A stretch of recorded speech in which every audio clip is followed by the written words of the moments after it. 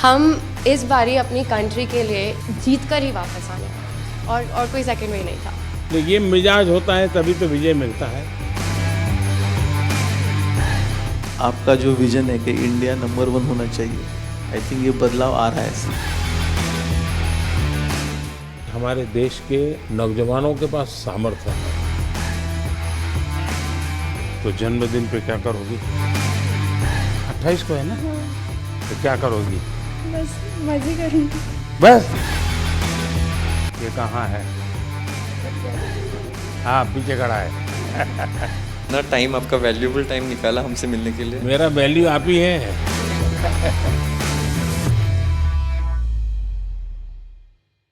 Sir, ये first time India ने दोनों गोल्ड मेडल जीते हैं और टीम ने जिस तरीके से प्रदर्शन किया है वो बहुत ही बढ़िया था। मतलब 22 में से 21 पॉइंट बॉयज़ ने और 22 में से 19 पॉइंट गर्ल्स ने, सो टोटल 44 में से 40 पॉइंट हमने लिए।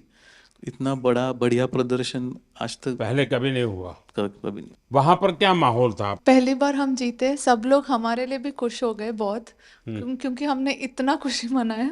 तो सबने एक्चुअली हर अपोनेंट्स ने भी आके हमें बधाई दी और हमारे लिए एक्चुअली खुश हो गए, even our opponents also. Sir, हमने देखा है कि लास्ट कुछ सालों में बहुत सारे जो स्पेक्टेटर्स है वो बहुत रूट कर रहे थे कि दूर दूर से वहाँ पे सिर्फ देखने आए थे ये मैच को, जो पहले मेरे हिसाब से इतना नहीं होता था।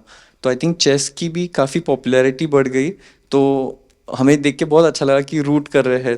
थोड़ा प्रेशर भी होता था, बट इतना हमें सपोर्ट कर रहे, वो एक अच्छा फीलिंग था। और जब हम जीते तब इंडिया ऐसे सब रूट कर रहे थे। इस बारी 180 कंट्रीज़ पार्टिसिपेट करी थी, बल्कि जब चेन्नई में ओलंपियाड हुआ था हम बोथ इंडिया टीम हम ब्रॉन्ज जीते थे। वुमेन टीम का लास्ट मैच यूएसए से हुआ था जो हम हार गए थे और हमारे हाथ से गोल्ड चला गया था उस टाइम। तो हम फिर से उनके साथ इस बार खेले। फिर इस बार हम बहुत ज़्यादा मोटिवेटेड थे कि इस बार इंडिया को गोल्ड लाना ही है, इसको हराना है। इनको हराना ही है। वो मैच फाइनली बहुत क्लोज था और ड्रॉ में फिनिश हुआ, but we went on to win the gold sir. पर हम इस बारी अपनी कंट्री के लिए जीत कर ही वापस आने वाले थे और कोई सेकंड वे नहीं था। नहीं, ये मिजाज होता है तभी तो विजय मिलता है। लेकिन जब इतने नंबर आ गए, 22 में से 21 और 22 में से 19, तो बाकी खिलाड़ियों का या बाकी लोग जो इस खेल को ऑर्गेनाइज करते हैं उनका क्या रिएक्शन था? Sir, I think Gukesh wants to answer that, but I just want to say one thing कि उसमें हमने इतनी कन्विंसिंगली जीता, स्पेशली ओपन टीम में ऐसे लग रहा था कि कोई पास भी नहीं आ सकता है। और हमारी वुमेन टीम में हम पहले 7 मैचेस जीतते गए, फिर थोड़ा छोटा सा सेटबैक आया, हमने रेजिलियंस दिखाई, हम वापस आए। पर हमारी ओपन टीम ने तो सर, मतलब मैं क्या ही बताऊँ, I think Gukesh being on board 1 was better to answer that, पर वो भाग के ले गए। Yeah, this experience was really a great team effort. Every single one of us was in like excellent form, and we were all super motivated because in the 2022 Olympiad we were very close to winning the gold medal. But then there was one game which I had played and I could have won, which would have guaranteed gold medal. I unfortunately lost that game, and it was heartbreaking for everyone. So this time we were all super motivated, and from the start we were like, we are going to win this for the team, and yeah, really glad. अच्छा, आपने कभी ये सोचा है कि कभी AI का उपयोग करके आप लोग अपनी गेम को करेक्ट कर सकते हैं या दूसरे की गेम को समझ सकें? Yes, sir. With AI, the chess has evolved. There has been new technology, and the computers have become much stronger now. And it is showing a lot of new ideas in chess, and we are still learning from it. And I think there is a lot to learn from it. Sir, I think अभी ऐसा हो गया है कि AI के tools सबको available हो गया है क्योंकि डेमोक्रेटाइज हो गया है, और अभी हम ज़रूर प्रिपरेशन में यूज़ करते हैं। बताइए। कुछ नहीं सर, द एक्सपीरियंस तो बहुत कुछ नहीं, ऐसे ही जीत लिए। ऐसे ही आ गया, गोल आ गया। नहीं सर, ऐसे नहीं आ गया, बहुत मेहनत किया है। आई थिंक मेरे सारे टीममेट्स ने, इवन मेंस ने बहुत हार्ड वर्क किया है to finally get to the stage. मैंने देखा आप में से कईयों के पिता माता डॉक्टर है। पेरेंट्स दोनों डॉक्टर है और मेरी बहन भी डॉक्टर है। हैं? तो जब मैं बचपन में उन्हें देखता था कि उनको कभी रात को 2 बजे फोन आ गया पेशेंट का, जाना पड़ता था, मुझे लगा मैं जो करियर लूंगा थोड़ा और स्टेबल लूंगा, पर मुझे लगा नहीं था स्पोर्ट्स में और दौड़ना पड़ेगा। से मैंने हमेशा देखा है कि आप हर स्पोर्ट और हर स्पोर्ट पर्सन को इतना इनकरेज करते हैं और इतना सपोर्ट करते हैं। मुझे ऐसा लगता है कि आपका स्पोर्ट्स से बहुत बड़ा लगाव है, हर एक स्पोर्ट से। और मैं उसकी स्टोरी जानना चाहती हूँ, ऐसा क्यों? मैं आपको बताता हूँ। मैं ये इतना समझता हूँ कि कोई देश विकसित बनता है तो सिर्फ खजाने से नहीं बनता है कि उसके पास कितने पैसे हैं, कितने उद्योग हैं, जीडीपी कितना, इतने से नहीं बनता है। हर फील्ड में वो दुनिया में महारत होनी चाहिए।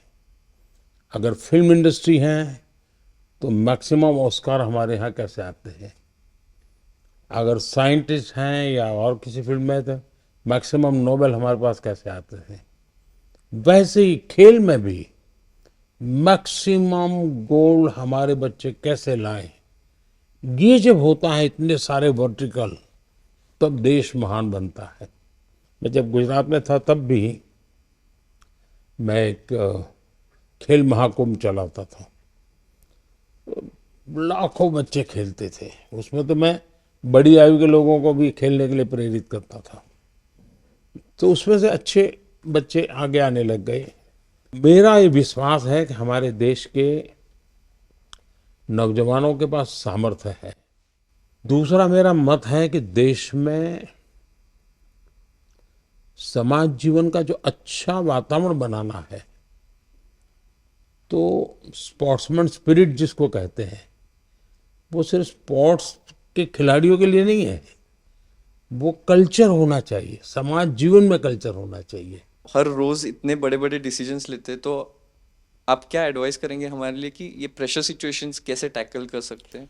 देखिए, कोई भी खेल क्यों ना हो, कोई भी एक्टिविटी क्यों ना हो, फिजिकल फिटनेस बहुत मैटर करती है जी। में से बहुत लोग होंगे जो फिजिकल फिटनेस के लिए आपकी ट्रेनिंग होती होगी, आपके लिए खान पान के लिए बताया जाता होगा, भाई ये चीज़ें खाइए, ये चीज़ें खेलने से पहले इतना खाइए, मत खाइए, सब बताया जाता होगा आपको।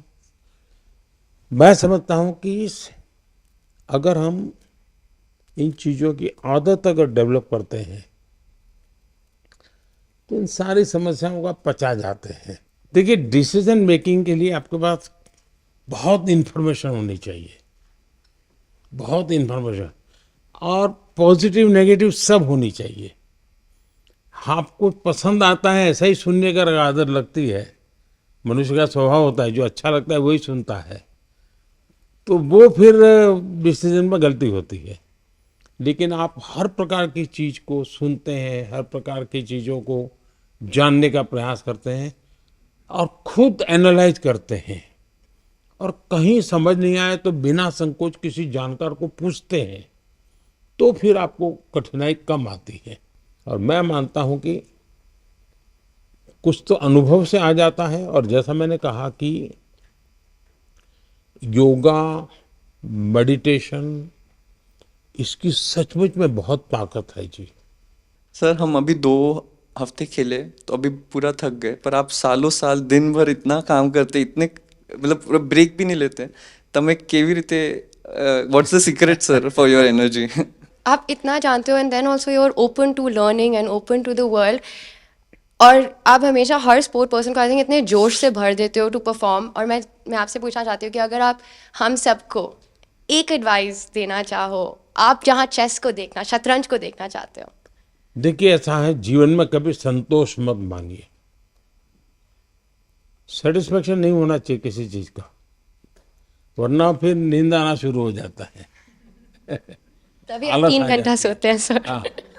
आप सिर्फ 3 घंटा सोते हैं।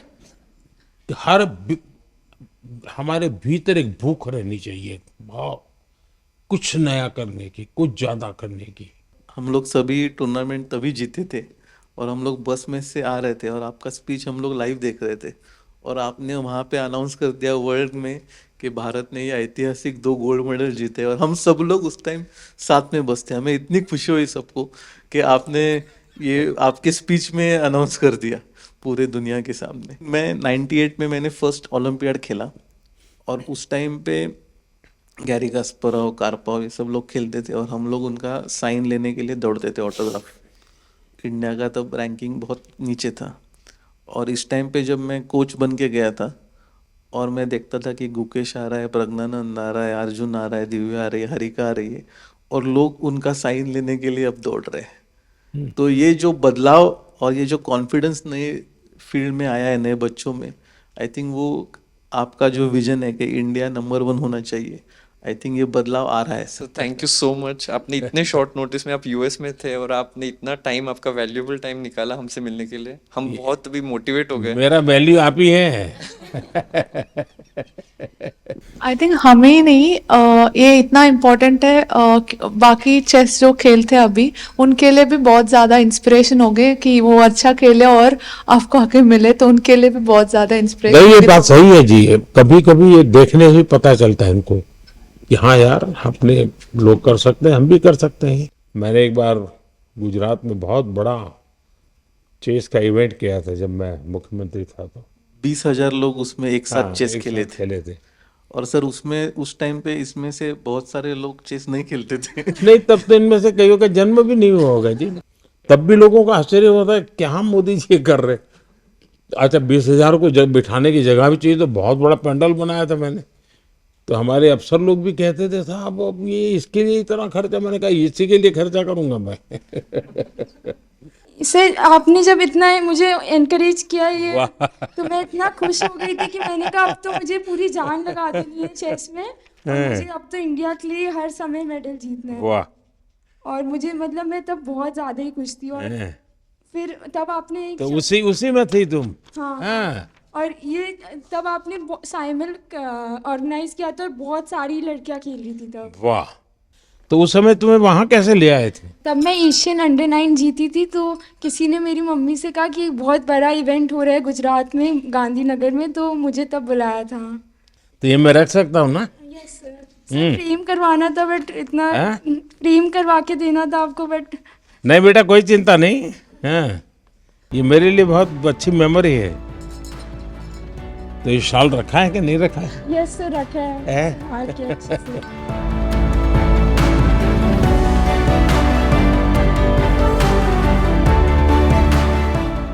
चलिए, मुझे बहुत अच्छा लगा। आप लोगों को मेरी बहुत बहुत शुभकामनाएं हैं। आप खूब प्रगति करिए।